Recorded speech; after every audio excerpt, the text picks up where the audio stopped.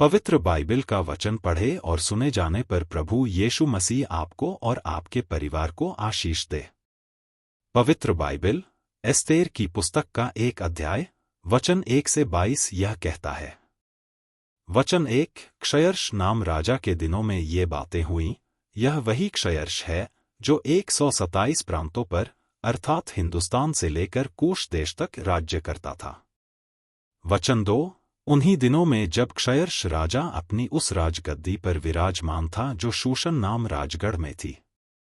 वचन 3, वहां उसने अपने राज्य के 3रे वर्ष में अपने सब हाकिमों और कर्मचारियों की जेवनार की। फारस और मादा के सेनापति और प्रांत प्रांत के प्रधान और हाकिम उसके सम्मुख आ गए। वचन 4, और वह उन्हें बहुत दिन वरन 180 दिन तक अपने राजविभव का धन और अपने महात्म्य के अनमोल पदार्थ दिखाता रहा। वचन 5, इतने दिनों के बीतने पर राजा ने क्या छोटे क्या बड़े उन सबों की भी जो शूशन नाम राजगढ़ में इकट्ठे हुए थे राजभवन की बारी के आंगन में 7 दिन तक जेवनार की। वचन 6, वहां के पर्दे श्वेत और नीले सूत के थे और सन और बैंजनी रंग की डोरियों से चांदी के छल्लों में संगमरमर के खंभों से लगे हुए थे और वहां की चौकियां सोने चांदी की थीं और लाल और श्वेत और पीले और काले संगमरमर के बने हुए फर्श पर धरी हुई थीं। वचन 7, उस जेवनार में राजा के योग्य दाखमधु भिन्न भिन्न रूप के सोने के पात्रे में डालकर राजा की उदारता से बहुतायत के साथ पिलाया जाता था। वचन 8, पीना तो नियम के अनुसार होता था, किसी को बरबस नहीं पिलाया जाता था, क्योंकि राजा ने तो अपने भवन के सब भंडारियों को आज्ञा दी थी कि जो पाहुन जैसा चाहे उसके साथ वैसा ही बर्ताव करना। वचन 9, रानी वष्टी ने भी राजा क्षयर्ष के भवन में स्त्रियों की जेवनार की।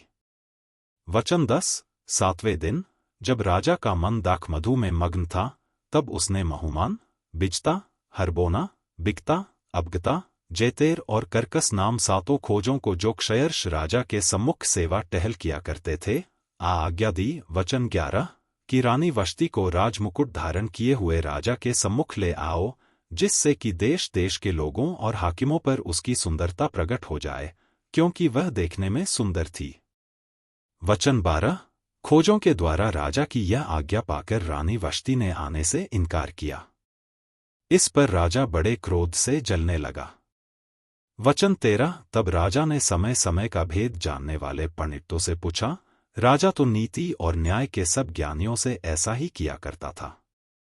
वचन 14, और उसके पास कर्षना, शेतार, अदमाता, तर्शीश, मेरस, मरसना और ममुकान नाम फारस और मादे के 7 खोजे थे जो राजा का दर्शन करते और राज्य में मुख्य मुख्य पदों पर नियुक्त किए गए थे। वचन 15, राजा ने पूछा कि रानी वष्टी ने राजा क्षयर्ष की खोजों द्वारा दिलाई हुई आज्ञा का उल्लंघन किया तो नीति के अनुसार उसके साथ क्या किया जाए। वचन 16, तब ममुकान ने राजा और हाकिमों की उपस्थिति में उत्तर दिया, रानी वष्टी ने जो अनुचित काम किया है वह न केवल राजा से परंतु सब हाकिमों से और उन सब देशों के लोगों से भी जो राजा क्षयर्ष के सब प्रांतों में रहते हैं। वचन 17, क्योंकि रानी के इस काम की चर्चा सब स्त्रियों में होगी और जब यह कहा जाएगा कि राजा क्षयर्ष ने रानी वष्टी को अपने सामने ले आने की आज्ञा दी परंतु वह न आई, तब वे भी अपने अपने पति को तुच्छ जानने लगेंगी। वचन 18, और आज के दिन फारसी और मादी हाकिमों की स्त्रियां जिन्होंने रानी की यह बात सुनी है तो वे भी राजा के सब हाकिमों से ऐसा ही कहने लगेंगी। इस प्रकार बहुत ही घृणा और क्रोध उत्पन्न होगा। वचन 19, यदि राजा को स्वीकार हो तो यह आज्ञा निकाले और फासिरियों और मादियों के कानून में लिखी भी जाए, जिससे कभी बदल न सके, कि रानी वष्टी राजा क्षयर्ष के सम्मुख फिर कभी आने न पाए और राजा पटरानी का पद किसी दूसरी को दे दे जो उससे अच्छी हो।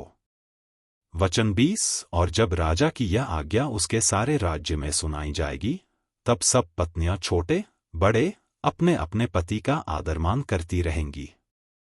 वचन 21, यह बात राजा और हाकिमों को पसंद आई और राजा ने ममुकान की सम्मति मान ली और अपने राज्य में। वचन 22, अर्थात प्रत्येक प्रांत के अक्षरों में और प्रत्येक जाति की भाषा में चिट्ठियां भेजीं कि सब पुरुष अपने अपने घर में अधिकार चलाएं और अपनी जाति की भाषा बोला करें।